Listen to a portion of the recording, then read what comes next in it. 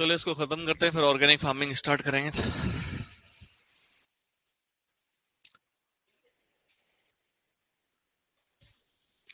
Last कितना क्या क्या पढ़ा था बताओ मुझे तक।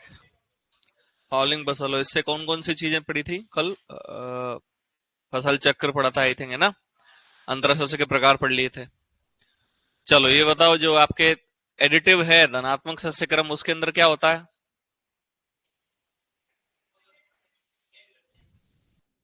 तो क्या करते हैं, मतलब यहाँ पौधों की संख्या कितनी रहती है? 100%। और आपके जो प्रतिस्थापन है उसमें पौधों की संख्या एकल फसल से क्या हो जाती है? कम हो जाती है, क्योंकि दूसरी फसल उसको क्या कर देती है? प्रतिस्थापित कर देती है। ठीक है। अब इसके अलावा आपके अपन ने पढ़े थे, फाउलिंग फसल क्या होती है जो खरपतवारों को बढ़ावा देती है। कैच फसल क्या होती है जो कि कम समय में, ठीक है, अब वो कवर फसल थी, कम समय में अधिक वानस्पतिक वृद्धि, तो उसको क्या बोल देते थे? Cover crop. और अ, रक्षक फसल आपको पढ़ाई थी, 10 से 15 लाइन दूसरी के अपन लगा देते हैं। ट्रैप क्रॉप अपन ने पढ़ाई थी, कीट और रोगों को आकर्षण करने के लिए। इसके अलावा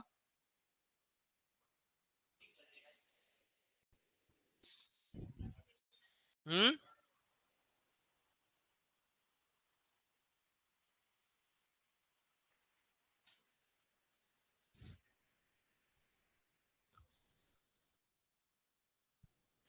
तो ये अपन ने फसलों के अंतराशस्य के प्रकार पढ़े थे और फसल चक्र के लाभ पढ़े थे। ठीक है। एक दो पॉइंट और हैं, वो भी लिख लो इसके अंदर। हम्म, लिखो, मृदा का बीमार होना। नहीं, वही चल रहा है।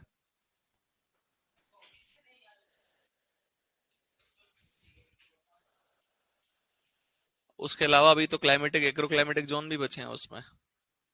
नया थोड़ी, अभी तो पहले ये पढ़ लें फिर पढ़ेंगे वहां। मृदा का बीमार होना अगर आपसे पूछ लिया जाए, यानी कि सॉइल सिकनेस क्रॉप, मृदा का बीमार होने से संबंधित फसल कौन सी है, तो कौन सी है? ज्वार और अलसी। ज्वार व अलसी, ये मोस्ट इंपोर्टेंट याद रखना। ठीक है। ज्वार व अलसी क्यों? क्योंकि ये फसलें क्या करती हैं कि आपके पोषक तत्व का अवशोषण ज्यादा मात्रा में करती हैं। तो जब आप आगे इसके बाद कोई दूसरी फसल लगाओगे ना, उनमें पोषक तत्वों की आवश्यकता ज्यादा होगी। अब जैसे मान लीजिए अपन ने ज्वार लगा दी, तो अब आप आगे गेहूं लगा रहे हो।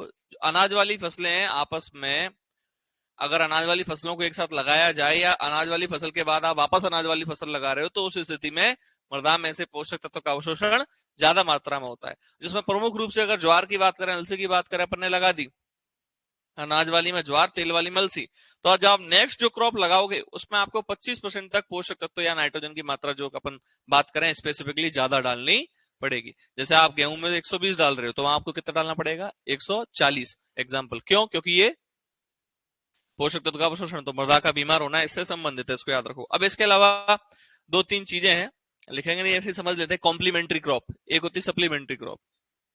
कॉम्प्लीमेंट्री यानी कि किसी को एक दूसरे से कोई मतलब नहीं है। अनाज वाली फसल के साथ आपने कुकुरबिटेसी से लगा दी, क्या लगा दी? क्या कुकुरबिटेसी अनाज को कोई फायदा देगी क्या?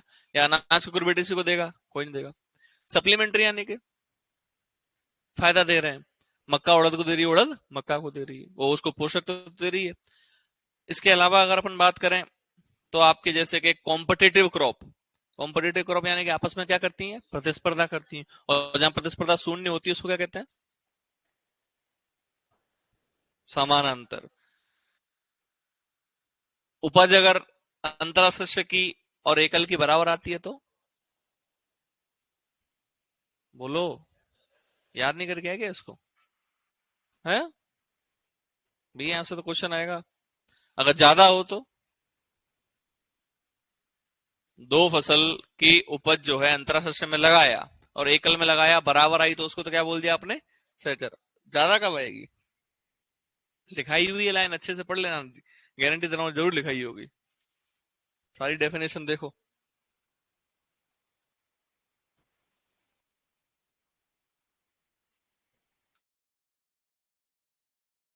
सी फसल सहायक या वृद्धि कारक, ऑग्यूमेंटिंग क्रॉपिंग।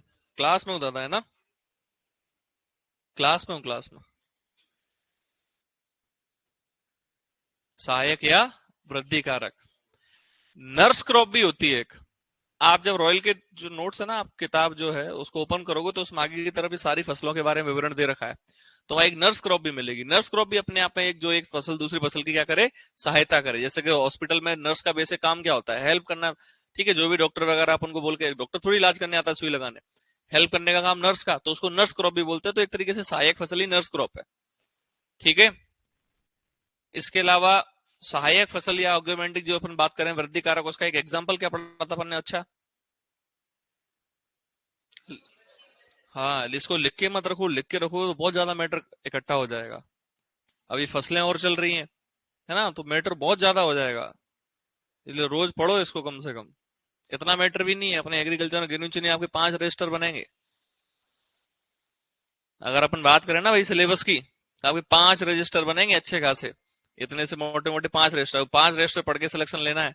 और जहां लोग ऐसे एग्जाम निकाल रहे हैं रजिस्टर की नहीं पता कितने बन रहे हैं, सिलेबस इतने भारी होते हैं, तो अपने तो 5 ही बन रहे हैं फिक्स। आपके हिंदी और एक उधर से जीके वाला, और एक इधर से ये, कोई ज्यादा टफ थोड़ी इधर मामला। इधर आपके एग्रीकल्चर के अंदर ही एगोनॉमी और एनिमल हस्बेंड्री या हॉर्टी और एनिमल हस्बेंड्री तो एक ही में आ जाएंगी।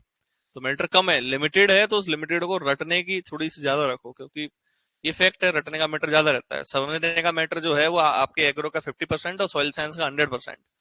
उसके अलावा और मैटर समझने का कहीं है नहीं। है तो मुझे बता दो। ठीक है, हॉर्टिकल्चर उसमें क्या समझोगे, वो रटना ही है। चिकनी तुरई, खुरदरी तुरई, यही पता नहीं चलता कितनी आ जाती है उसमें। ठीक है। इसके अलावा अपन बात कर लेते हैं एक दो पॉइंट की, जो बहुत बेसिक से क्वेश्चन अगर कोई पूछ ले तो। एग्रो फॉरेस्ट्री, एग्रो फॉरेस्ट्री का मतलब क्या होता है,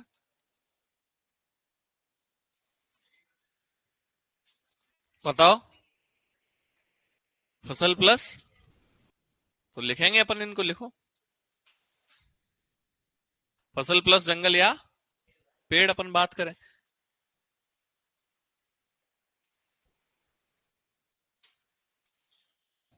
ठीक है।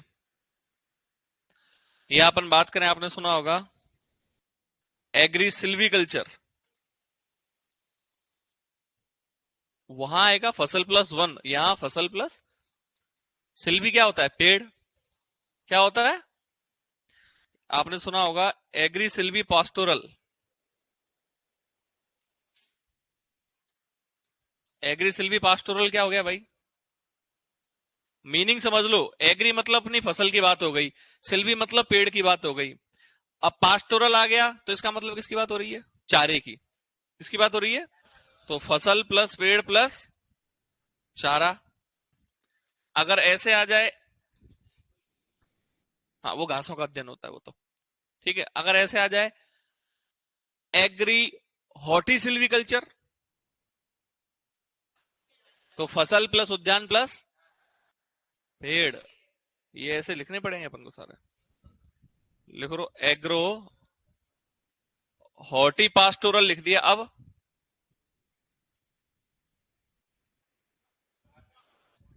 एग्री हॉर्टी पास्टोरल बताओ, फसल प्लस उद्यान फसल प्लस घास। गुड, ये लिख लो ऐसे, है ना, मीनिंग याद रखना बस।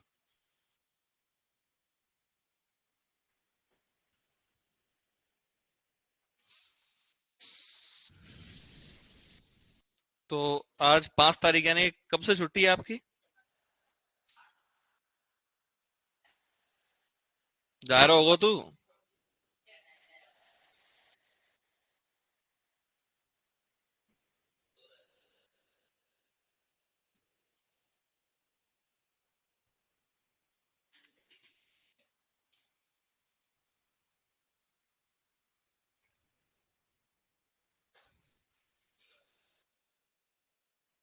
सिल्वी पास्टोरल हो तो।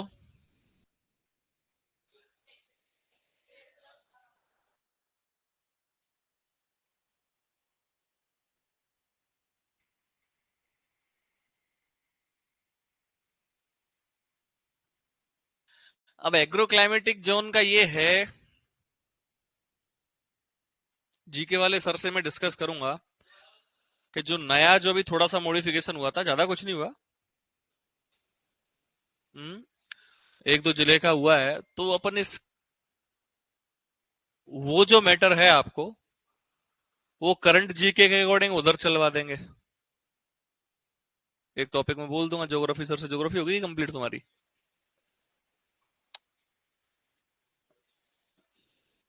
मुझे ये आइडिया, क्योंकि अपन ट्वेल्थ के अंदर जो चैप्टर है मैटर, एग्रोक्लाइमेटिक जोन, अपन को उस अकॉर्डिंग भी पढ़ना पड़ेगा। क्योंकि अब जो ये क्वेश्चन आपका आएगा, अगर मान लो नए से आ गया, तो फिर आपका करंट में ऐड हो जाएगा क्वेश्चन। किस में ऐड हो जाएगा? करंट में। तो अपन जब ये पढ़ेंगे एग्रोक्लाइमेटिक जोन, तो उसी में मैं बता दूंगा कि नए के अनुसार ये है और पहले जो ये था। ठीक है, वो उसका मैं फोटो डाल दूंगा इस पे पूरे बोर्ड पे। ये तो बात रही। अब इसके अलावा एक दो पॉइंट डालो, लिखो LER, लैंड इक्विवेलेंट रेशो।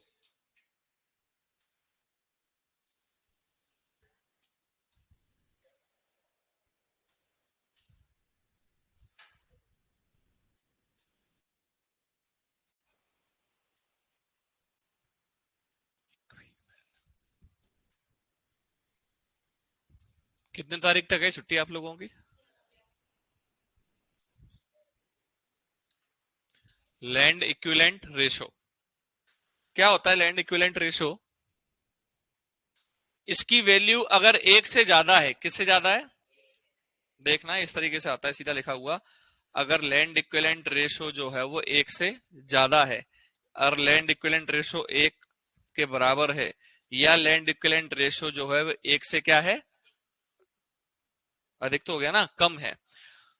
तो है क्या, निकालते कैसे हैं कि लैंड इक्विवेलेंट रेशो कैसे निकालेंगे? अंतरा शस्य की उपज,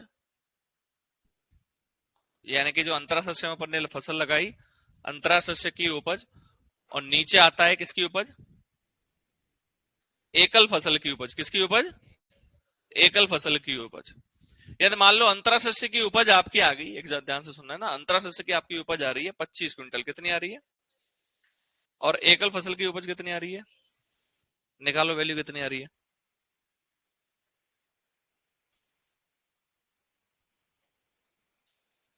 गर्ल्स भाग दे के दिखाओ मुझे। बॉयज, कोई लड़का कोई बोलेगा नहीं है ना? 0.2 कौन कह रहा है ये? थोड़ा बहुत लगा के तो नहीं आ जाता रे?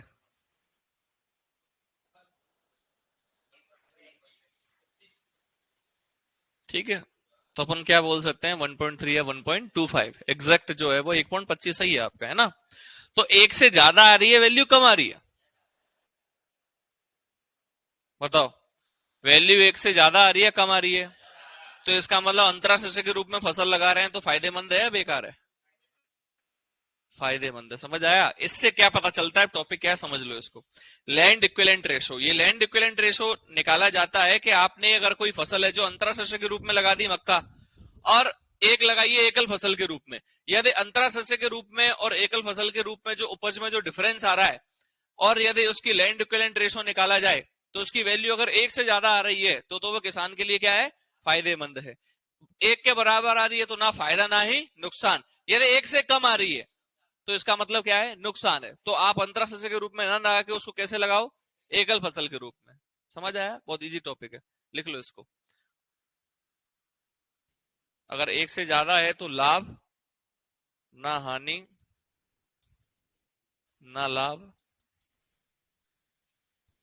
अगर एक से कम है तो क्या होगी? हानि होगी।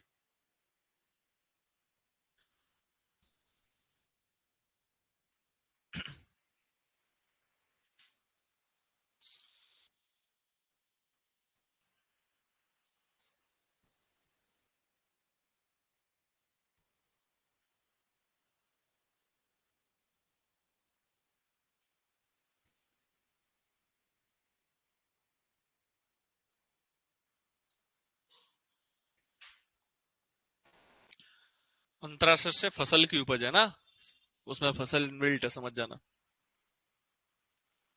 तो एक क्वेश्चन लिख लो इस चीज पे।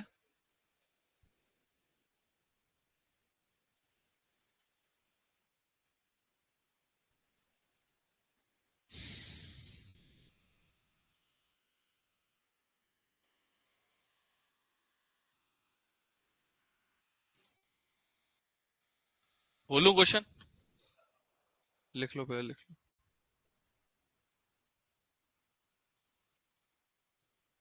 बोलूं? लिखो क्वेश्चन। यदि मक्का की उपज, यदि मक्का की उपज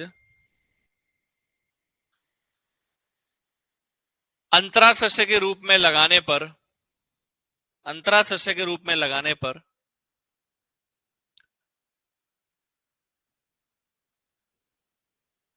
25 क्विंटल प्राप्त होती है प्रति हेक्टेयर, है ना? 25 क्विंटल प्रति हेक्टेयर प्राप्त होती है, एवं एकल फसल के रूप में लगाने पर,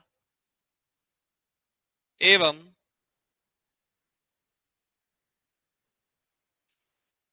एकल फसल के रूप में लगाने पर उपज 20 क्विंटल प्रति हेक्टेयर प्राप्त होती है,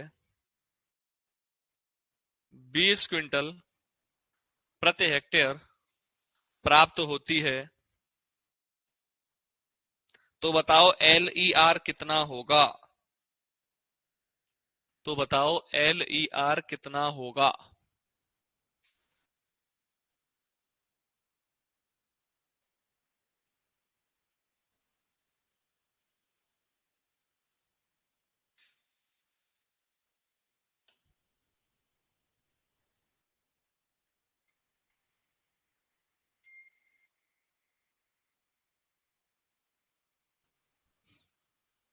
तो बताओ LER कितना होगा? 1.25। इसका मतलब क्या है? ये लाभकारी है। अब जो आपके एक लास्ट से लास्ट ईयर, जो आप 2021 में लास्ट पेपर हुआ था ना डब्ल्यू का, वहां एक क्वेश्चन पूछा हुआ था, उसको अपन देख लेते हैं। आपके अगर पूछ ले तो, शुष्क कौमा अर्ध शुष्क व शुष्क उपाद्र क्षेत्र की विशेषता, क्षेत्र की विशेषता। और ये जो विशेषता है वो किस आधार पर है? क्षेत्र और potential precipitation upon potential vapour transpiration का अनुपात, इस आधार पर है। यानी कि शुष्क क्षेत्र में जो वर्षा होती है वो कितनी हो रही है, और अधिकतम जल का नुकसान वाष्पीकरण के रूप में कितना हो रहा है। तो जैसे कि मान लीजिए कोई शुष्क क्षेत्र है, कैसा क्षेत्र? फिर अपन कैसे क्षेत्र की बात करेंगे? अर्ध शुष्क, और फिर शुष्क उपाद्र यानी कि ड्राई सब humid, arid, semi arid, dry सब ह्यूमिड। ह्यूमिड नहीं है, है ना? क्योंकि ह्यूमिड से अपन को मतलब क्या है? वहां तो वर्षा अच्छी खासी है, तो इसका मतलब ह्यूमिड से तो मतलब कोई है ना, होना ही नहीं चाहिए। तो शुष्क क्षेत्र का जो precipitation upon potential of transpiration की जो वैल्यू है 0.05 से कितने होती है? 0.20। और यहाँ जो फसल अवधि होगी वो कितने दिन से कम होगी? 75 दिन से कम। तो अर्ध शुष्क में वैल्यू क्या होगी? 0.20 से 0.50। और फसल अवधि कितनी होगी? 75 से 120 दिन। ऐसे ही ड्राई सब ह्यूमिड की वैल्यू क्या होगी? 0.50 से 0.60। और फसल की अवधि 120 से 150 दिन। ये जो क्वेश्चन है आप उठा के देखना, डब्ल्यू का क्वेश्चन वहां पूछा हुआ है, ड्राई सब ह्यूमिड की रेंज क्या होती है? 0.20 से 0.50 से 0.60। ये इसको यूं क्यों उतार लो, है ना? अगर किसी ने पूछ लिया हाइपर एरिड, अति शुष्क, मैंने लिखा है खाली शुष्क, अर्ध शुष्क, शुष्क पात्र। अगर किसी ने पूछ लिया हाइपर एरिड यानी कि अति शुष्क, तो 0.05 से कम।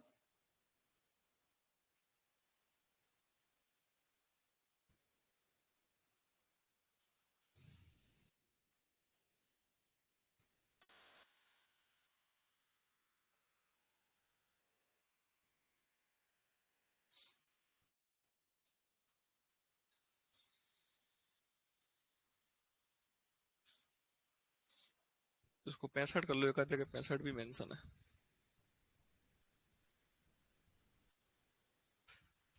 पेपर में आपकी 65 थी वैल्यू।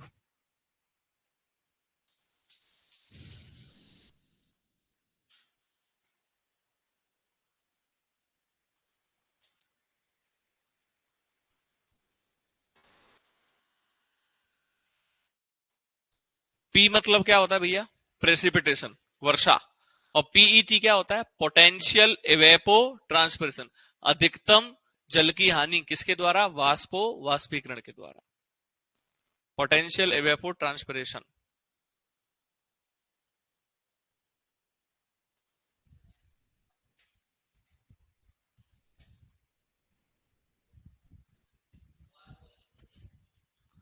मैं लिख दिया बेटा बोर्ड पे।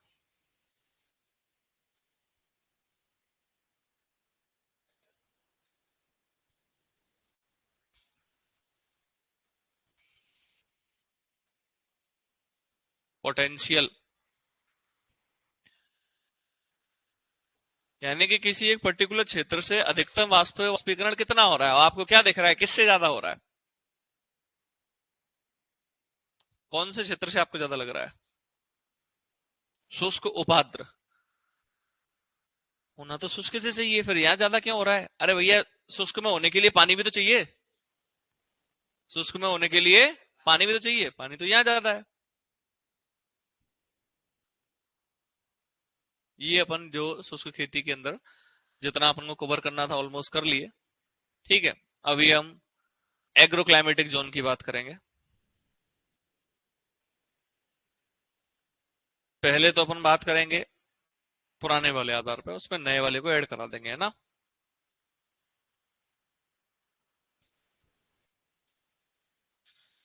फिर अपन जैविक खेती की बात करेंगे नेक्स्ट। जैविक खेती के बाद बायो फर्टिलाइजर और बीज, बस।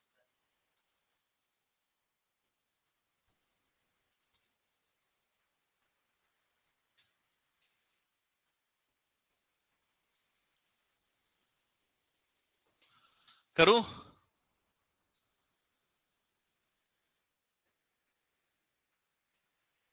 सबसे पहले अपन बात करें एग्रोक्लाइमेटिक जोन, यानी कि जो सस्य जलवायु खंड जो है वो क्या होता है, बताओ। किस आधार पर उनको डिवाइड किया गया है, कैसे होने चाहिए, कितने होने चाहिए? हम्म।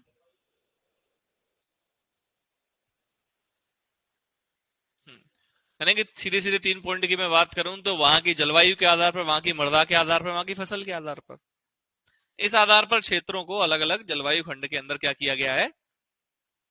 विभाजित किया गया है। जैसे अपन बात करते हैं कि अपने जिले हैं, अपने राज्य हैं, वो एक एरिया के अकॉर्डिंग है, किलोमीटर के अकॉर्डिंग है। इतने इतने किलोमीटर तक ये जिला है, उसके बाद दूसरा जिला लग जाता है। तो ऐसे ही जैसे कि अपन बात करते हैं कि अपने किसी क्षेत्र की, जैसे पश्चिमी राजस्थान की इधर की बेल्ट की अपन बात करें, तो इधर मारवाड़ी बोली जाती है, इधर मारवाड़ क्षेत्र है। ठीक है, इधर डूनार क्षेत्र है, बागड़ क्षेत्र है, मेवाड़ी क्षेत्र है पूरा। तो इस आधार पर अलग अलग क्षेत्र है। ये किस आधार पर था? वहां की भाषा के आधार पर। किस आधार पर? तो ऐसे ही अपन क्या करते हैं, सस्य जलवायु खंड को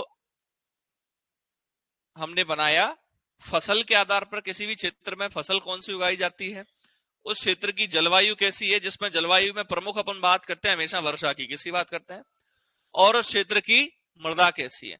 तो देखिए, क्वेश्चन जो है कहीं ना कहीं फसल, जलवायु और मृदा, इनमें से अगर किसी से पूछा जाता है तो वो आपके वर्षा वाले से पूछा जाता है, बाकी क्वेश्चन नहीं पूछा जाता। क्यों? क्योंकि अगर फसल की बात करें कि निम्न में से कौन से सस्य जलवायु खंड की प्रमुख फसल है बाजरा, तो बाजरा भैया आपके, ठीक है, पता है हमको कि पश्चिमी राजस्थान में उगाया जाता है, लेकिन उसके साथ साथ आपके पूर्वी राजस्थान में भी है काफी। तो इसलिए फसल से थोड़ा सा क्वेश्चन क्या आते हैं, कम रहने के चांसेस होते हैं। वर्षा से क्वेश्चन आता है कि यानी कि ऐसा कौन सा सस्य जलवायु खंड है वहां की औसत वार्षिक वर्षा 100 से 300 mm के मध्य में है। ऐसा कौन सा सस्य जलवायु खंड है जहां की औसत वार्षिक वर्षा 750 mm से ज्यादा है। तो फिफ्थ एग्रोक्लाइमेटिक जोन कौन सा? फिफ्थ, पांचवा। पांचवा जो एग्रोक्लाइमेटिक जोन है, नंबर तो उसका 10वां है, लेकिन डिनोट अपन फिफ्थ से करते हैं। उसमें आपका पूरा आड़ोती आता है, कोटा, बूंदी, बारा, झालावाड़। तो झालावाड़ में वर्षा ज्यादा, तो इसका मतलब उस जलवायु खंड की औसत वार्षिक वर्षा 750 से ज्यादा। ऐसे अभी मैंने 100 से 300 mm बोला, तो वो first A, first B, first C, almost ये तीनों जो एग्रोक्लाइमेटिक जोन है, जिसमें कौन कौन आता है, जोधपुर, बाड़मेर, जैसलमेर, चुरू, चुरू का 3 तहसील आती हैं कुल मिला के। बाकी ये सारे क्षेत्र जहां वर्षा कम है, तो वहां कितना, 100 से 300 mm। तो अब ठीक है, सबकी बात करते हैं। सबसे पहले अपन बात करते हैं सस्य जलवायु खंड की।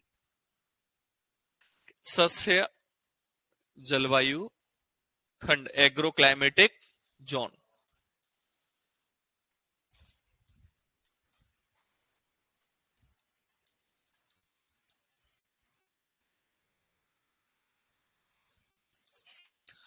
ये जो पहले भारत की अपन बात करेंगे, फिर अपन आगे, है ना। एग्रो क्लाइमेटिक जोन के अंदर अब मैं बात करूं, तो भारत में कुल कितने सस्य जलवायु खंड हैं, बोलो।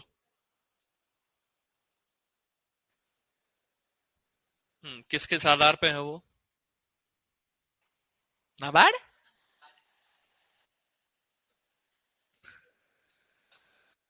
ना,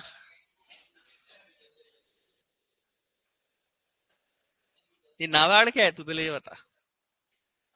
बैंक है? अभी मैं जाऊंगा तो मुझे लोन मिल जाएगा? हैं? तो मुझे डायरेक्ट लोन दे देगी क्या?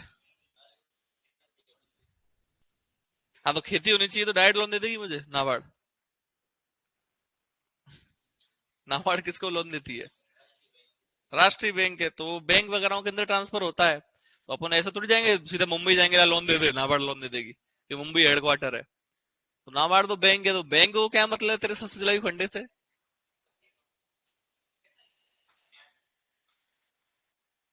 किस आधार पर है? योजना आयोग के अनुसार। किस आयोग के अनुसार? Planning commission. पहले प्लानिंग कमीशन के अलग से इंचार्ज होते थे, अब प्लानिंग कमीशन योजना आयोग के जो आपके इंचार्ज है, वो आपके अपने पीएम ही है। ठीक है, हर बार 2015 के अंदर ही चेंज कर दिया था, अपन योजना आयोग लेके आए थे। क्या चीज है, इसने क्या किया, योजना आयोग ने, प्लानिंग कमीशन ने, जो भी अपने भारत के अंदर सारी एक्टिविटी चल रही है, पूरे देश भर में या पूरे विश्व में भी हम क्या कर रहे हैं, इन सारी चीजों की क्या होती है, पहले योजना बनाई जाती है पूरे साल की, पूरे वर्ष भर की। तो योजना आयोग ने ही आपके सस्य जलवायु खंड को विभाजित किया, और कुल अगर मैं बात करूं तो आपके योजना आयोग के अनुसार भारत में 15 सस्य जलवायु खंड है। कितने सस्य जलवायु खंड है? 15 है। तो ऐसे पूछा जाता है कि योजना आयोग यानी कि प्लानिंग कमीशन के आधार पर भारत में कुल कितने सस्य जलवायु खंड हैं? 15 है। कितने हैं? वहीं आईसीएआर या नार्प, जो आपका नेशनल एग्रीकल्चर रिसर्च प्रोजेक्ट है, के अनुसार कितने हैं? 127। पहले कितने थे? 131। ये तो बात रही सस्य जलवायु खंड की। किसकी बात रही? ऐसे इनको बोलते हैं एग्रो क्लाइमेटिक जोन। ऐसे ही एग्रो इकोलॉजिकल जोन भी होते हैं। कौन से zone? Agro ecological zone. Agro ecological zone यानी क्या होता है? पारिस्थितिकी क्षेत्र। कौन से क्षेत्र? कृषि पारिस्थितिकीय क्षेत्र या सस्य पारिस्थितिकी क्षेत्र। ये क्या होते हैं कि जैसे कि हमने जलवायु, फसल, मृदा के आधार पर भारत को विभाजित किया गया, ऐसे ही भारत को वहां की इकोलॉजी कैसी है, जैव विविधता वहां कैसी पाई जा रही है, उस आधार पर भी विभाजित किया गया है। तो एग्रो इकोलॉजिकल जोन की अगर मैं बात करूं, जो आपका national bureau of soil survey and land use planning है, नागपुर महाराष्ट्र, जानते हो क्या? उसने कुल कितने एग्रो इकोलॉजिकल जोन बताए? गुड। ठीक है। और किसने बताया? बोलो। आईसीआर ने बताया। आईसीआर ने कितने बताया? 8। कितने? 8। आईसीआर के अकॉर्डिंग कितने हैं? 8 है ना। अब इन सारी चीजों को अपन क्या करते हैं, मैप के आधार पर समझने की कोशिश करते हैं, क्या है ससुराली खंड। ठीक है, होगी शायद मेरे पास अलग से पीडीएफ।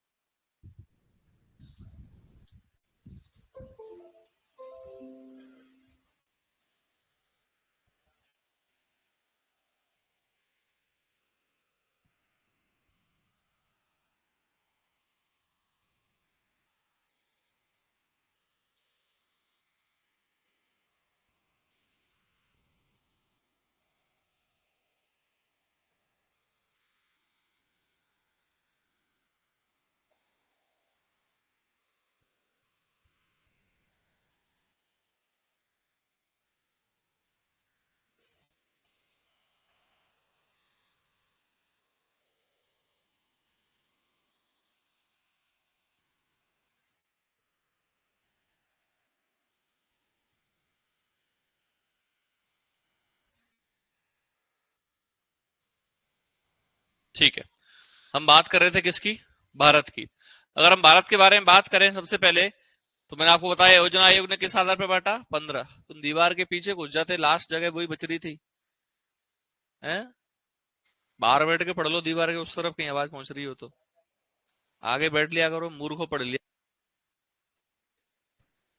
तो प्रमुख रूप से अगर मैं बात करूं, अब थोड़ा देर फोकस करो, तो जो सस्य जलवायु खंड 15 हैं उन्हीं के आधार पर बात होती है। कितने हैं कुल? 15। पारिस्थितिकी क्षेत्र के बारे में हम नहीं पढ़ते, ठीक है, पढ़ते हैं एक बड़े लेवल पे, अगर पीएचडी एमएससी वगैरह इकोनॉमी करो तो उसके अंदर बताया जाता है, लेकिन किसी से वो याद इतना होता नहीं है। तो हम सीधा सीधा नंबर याद रख लेते हैं कि कृषि पारिस्थितिकी क्षेत्र कितने हैं भैया? एनबीएसएस के अकॉर्डिंग 20 है, आईसीआर के अकॉर्डिंग 8 है। और सस्य जलवायु खंड भी आपसे अगर पूछे जाएंगे तो प्लानिंग कमीशन योजना आयोग के ही पूछे जाएंगे, और कई बार हर एक एग्जाम के अंदर पूछा हुआ क्वेश्चन है, ठीक है। पहले भारत की बात कर लेते हैं, फिर भारत के अंदर अपना राजस्थान कहां आता है, फिर राजस्थान की बात करेंगे। तो भारत जो है वो 15 सस्य जलवायु खंड में विभाजित है, आपको जैसा कि आपको दिख रहा है। इसमें जो अपना राजस्थान जो है वो प्रमुख रूप से 3 सस्य जलवायु खंड के अंदर आता है। कितने? 3। देखो ये जो मैप आपका जाता हुआ आपको दिख रहा है, ठीक है, ऑलमोस्ट ये जो है वो अपना राजस्थान है, जिसमें कौन कौन सा आपको कहीं ना कहीं दिख रहा है? 8वां भी दिख रहा है, 6वां भी दिख रहा है, और 14वां। 13 नहीं, 8वां, 6वां और 14वां। ये मैप ऊपर से यहां से है ना, 8वां, 6वां और 14वां। 14। तो कैसे याद होंगे कि अपना राजस्थान कितने में आता है? 8 और 6 कितने होते हैं? 8 और 6 कितने होते हैं? तो कौन कौन से में आता है? 8, 6, 14। कछु ना आ रहा, तो चुपचाप बैठो रहे।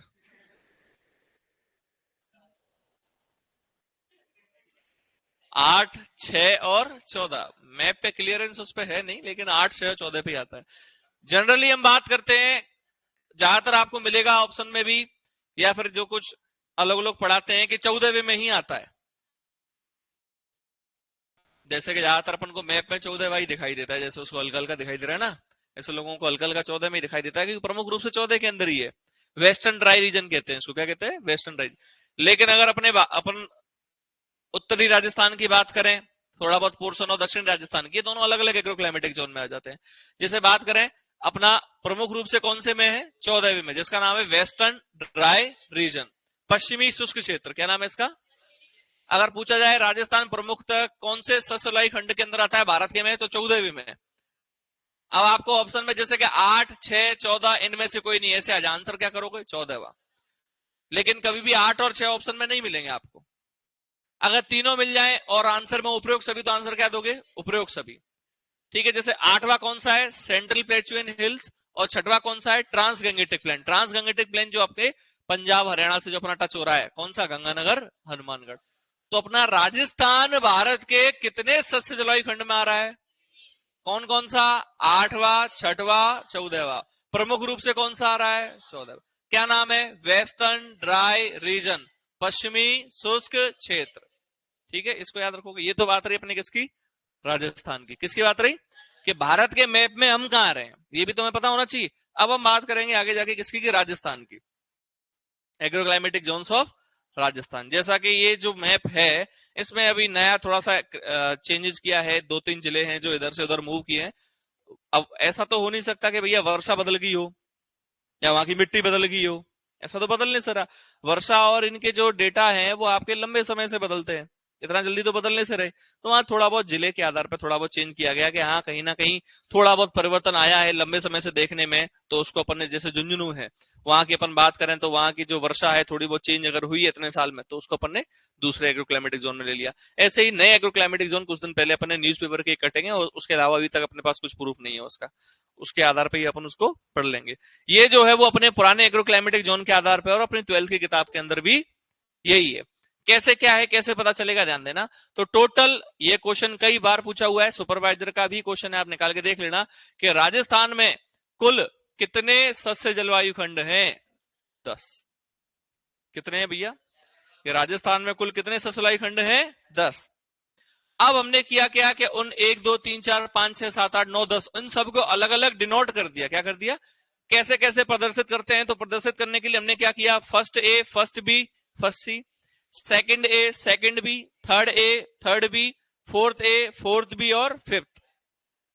इस तरीके से अपन ने क्या कर दिया, डिनोट कर दिया। जैसे मैंने भी बोला कि हाड़ौती कौन से में आता है, तो फिफ्थ बोला मैंने, यानी कि फिफ्थ तो वो है तो 10वां, लेकिन डिनोट कैसे हो रहा है। तो आपको क्वेश्चन में वहां ऐसा नहीं मिलेगा 10वां, आपको ऐसे लिखा हुआ मिलेगा। किसी ने पूछ लिया उदयपुर कहां आता है, तो आपको ऐसे लिखा मिलेगा। किसी ने पूछ लिया आपका धौलपुर कहां आता है, तो ऐसे लिखा मिलेगा, बाढ़ संभावित पूर्वी मैदानी क्षेत्र। अब है क्या, यहां से क्या क्या क्वेश्चन आते हैं, सब ध्यान देना थोड़ा सा। क्वेश्चन कैसे बनेंगे कि फर्स्ट ए एग्रोक्लाइमेटिक जोन सस्य जलवायु खंड की औसत वार्षिक वर्षा क्या है। 12th कोई पास है इस साल के, सारे बूढ़े ही है, सब बुजुर्ग ही है। तो 12th इस साल या इससे पहले बोर्ड के एग्जाम के अंदर क्वेश्चन है, ऑब्जेक्टिव क्वेश्चन है बोर्ड का, है ना। और वहां पूछा हुआ क्वेश्चन है सस्य जलवायु खंड की औसत वार्षिक वर्षा कितनी है, देखना बोर्ड का पेपर वो आते हैं ना ऑब्जेक्टिव बोर्ड में भी, वहां पूछा हुआ क्वेश्चन है 100 से 300 mm, ऐसा क्वेश्चन बन जाएगा। ऐसा क्वेश्चन बन जाएगा कि फर्स्ट ए के अंदर कौन कौन से जिले आते हैं, बाड़मेर जोधपुर, ये कलर दिख रहा है, बाड़मेर जोधपुर, दो तरीके का क्वेश्चन हो गया। ठीक है, क्वेश्चन समझ लेते हैं, आगे पढ़ाऊंगा इन सबको। ऐसा क्वेश्चन आ सकता है कि जैसे कि आपके थर्ड बी सस्य जलवायु खंड का नाम क्या है, तो थर्ड बी कहां पर है, ये रहा आपके पूरा भरतपुर संभाग, बाढ़ संभावित पूर्वी मैदानी क्षेत्र, तो ये इसका क्या हो गया, नाम हो गया। क्या हो गया, नाम भी याद रखना पड़ेगा। और कैसे क्वेश्चन आ जाते हैं आपके कि इनमें से कौन से सस्य जलवायु खंड के अंदर सरसों अनुसंधान केंद्र है, तो अपन को पता होना चाहिए है कहां, सबसे पहले तो भरतपुर में, कहां पर है, और भरतपुर कहां आ रहा है, थर्ड बी में। ऐसे क्वेश्चन मिलेंगे 100%, समझ आया। किसी ने पूछ लिया NRCSS national research centre on seed and spices is located in which agroclimatic zone, NRC जो आपका बीजी मसाला अनुसंधान केंद्र है, इनमें से कौन से सस्य जलवायु खंड में आता है। ऑप्शन में है आपके second A second B, third A third B, तो जेटीए जयपुर टोंक अजमेर, उसके साथ दौसा भी मिला दो, ये आता है थर्ड ए में, तो इसका मतलब कि वो अजमेर में है, तो इसका मतलब किस में आएगा, थर्ड ए में आएगा। और मान लो थर्ड ए की जगह नाम दे दिया सस्य जलवायु खंड का, तो नाम भी अपन को इसलिए याद करने पड़े। समझ आ रहा है। और क्वेश्चन कैसे बन जाते हैं आपके, जैसे महाराणा प्रताप कृषि एवं प्रौद्योगिकी विश्वविद्यालय इनमें से किस सस्य जलवायु खंड में आता है, तो हमको ये पता होना चाहिए पहले वो आता कहां है, उदयपुर में, और उदयपुर कहां आ रहा है, फोर्थ ए में, कहां आ रहा है, फोर्थ ए में, है ना। थोड़े बहुत जो आपके सस्य जलवायु खंड है यहां पर आपको देखने को मिल रहा होगा, थोड़ा बहुत दूसरे में भी है। जैसे कि हम बात करें फर्स्ट सी की, तो फर्स्ट सी में आपको चुरू आधा सा दिख रहा है, आधा सा नहीं दिख रहा है, यानी कि चुरू की 3 तहसीलें तो इधर आती हैं, थोड़ा बहुत इधर आता है। इसलिए कह रहा हूं कि जो प्रमुख रूप से जो है उसको ही याद करना है। जैसे उदयपुर की थोड़ी सी पोर्शन की हम बात करें, फोर्थ बी में भी आता है, लेकिन प्रमुख रूप से किसमें, फोर्थ ए में, किसमें। ठीक है, ऐसे अपन एक एक को डिस्कस कर लेंगे, कैसे याद होंगे, क्या याद होंगे। तो सबसे पहले तो अपन बात करेंगे सस्य जलवायु खंड के नाम क्या है, वर्षा क्या है। तो एक 12th की आपके 5वें चैप्टर में पहली टेबल बनी हुई है सस्य जलवायु खंड की, है ना, उस टेबल को ही मैं यहाँ डालूंगा, उसी से लिखना है सेम। पर जिले कैसे याद होंगे, तो सारी चीजें अपन ट्रिक के आधार पर अपन को याद करने पड़ेंगे। हम क्या करेंगे, टुकड़े में अलग अलग में डिवाइड करेंगे। कैसे, जैसे मान लो ये एक ट्रिक इनसे हो जाएगी, एक ट्रिक इससे हो जाएगी, और एक ट्रिक इससे हो जाएगी। कैसे, थोड़ा समझने की कोशिश करेंगे।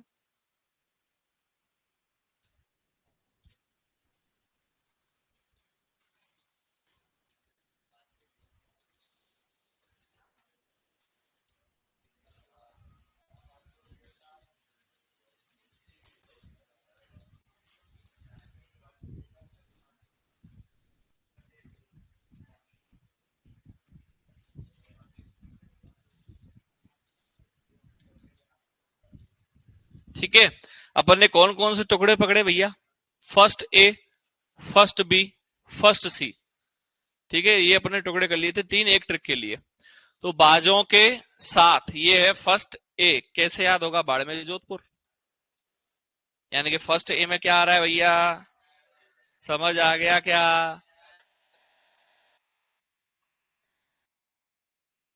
फर्स्ट ए बाजो यानी कि बाड़मेर जोधपुर। अब आगे चलते हैं, हनुमान जी, यानी कि हनुमानगढ़। और जी से क्या है? गंगानगर।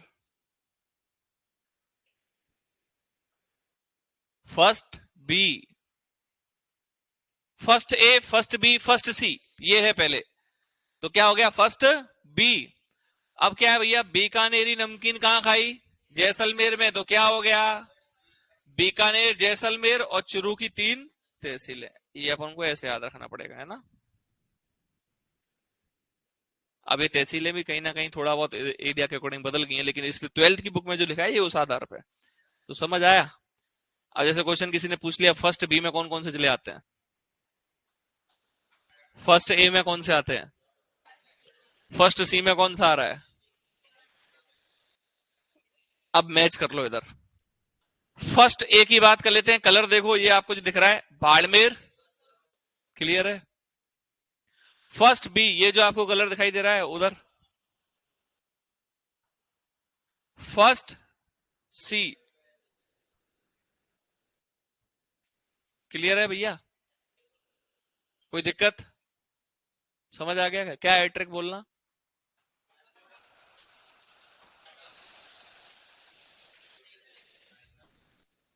वापस याद करो।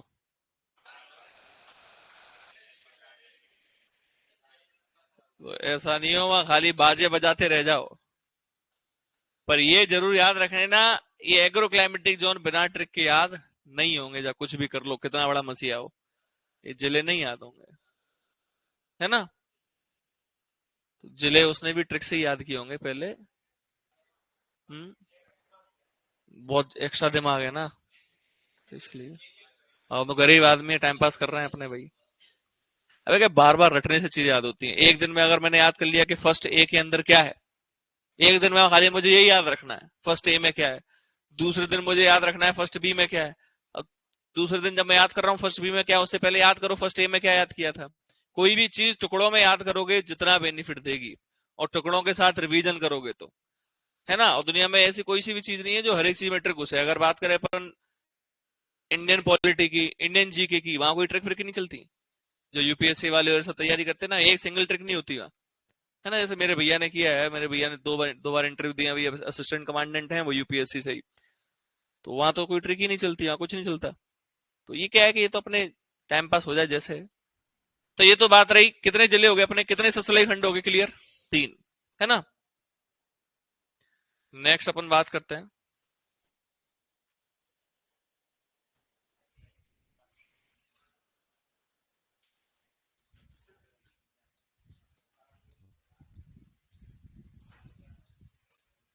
ये ट्रिक ही हमने 3 दिन में याद की थी।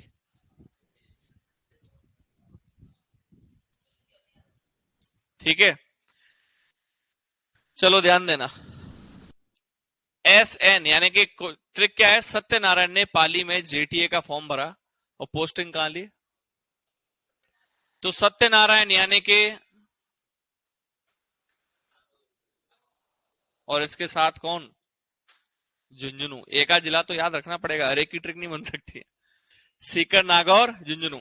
तो अपन ने बात की थी कि first A, first B, first सी की टुकड़ा किया था, और फिर नेक्स्ट टुकड़ा कितनों का है? 4 का। Second A, second B, third A, third B. ठीक है, आगे चलते हैं, अपन चेक कर लेते हैं। तो ये क्या हो गया? क्लियर है क्या? क्लियर क्या? आप पाली के आसपास के जिले बोलो। पाली, जालौर, सिरोही। अब सिरोही का थोड़ा पोर्शन आपके किधर भी जाता है, नीचे फोर्थ ए की तरफ भी जाता है, लेकिन प्रमुख रूप से यहां। तो ये क्या हो गया? अब जेटीए, जयपुर, टोंक, अजमेर, और अजमेर के साथ एक जोड़ दो, कौन सा? दौसा। क्या हो गया भैया? लास्ट ट्रिक बच रही है भरतपुर संभाग। क्या क्या है भैया भरतपुर संभाग में?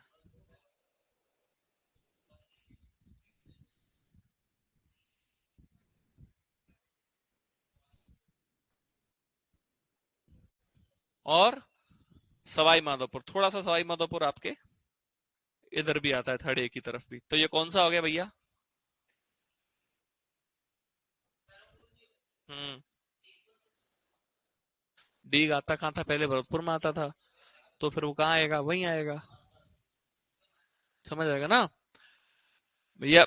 ये तो मैं पहले के जिले के आधार पर बता रहा हूँ, जब मैंने क्लास चालू की थी तो पहले, इसलिए दीवार में तेरा सर घुस रहा था ना, तो वहीं जा रही थी पूरी नॉलेज। मैं इसलिए तो बोल रहा हूँ कि ये अपन किस आधार पे पढ़ रहे हैं, जो पहले जो जिले लिखे हुए हैं 12th के, उस आधार पे है ना। अब इससे क्या अपन को ये पता चलेगा कि डी, तो डी किससे अलग हुआ है, तो वो कहाँ आएगा फिर। समझ आ गया, उसी में ही आएगा थर्ड में। तो ये बात रही अपनी। अब इसको मैच कर लो एक बार, है ना। सत्यनारायण ने, तो यानी कि सीकर, नागौर, झुंझुनू। ये ग्रीन कलर देखो इधर ही है क्या, सीकर, नागौर, झुंझुनू। और थोड़ा सा बच्चा कुछ पोर्शन किसका आ गया, चुरू का। नेक्स्ट ट्रिक अपनी क्या थी, सेकंड बी, पाली में, तो पाली, जालौर, सिरोही। चेक करो, पाली, जालौर, थोड़ा सा पोर्शन, ठीक है। फिर अपन बात करें थर्ड ए की, JTA, जयपुर, टोंक, अजमेर, दौसा। फिर अपन ने बात की थर्ड बी, भरतपुर संभाग, धौलपुर, भरतपुर, अलवर, करौली, सवाई माधोपुर। थोड़ा सा सवाई माधोपुर कहां आ रहा है, 5वें के अंदर आ रहा है। किसके अंदर आ रहा है, 5वें। समझ आ गया। हो गए कितने जिले हो गए, मतलब कितने आपके ट्रिक होगी, 4 और 3 7। अब बच रहे हैं अपने 3।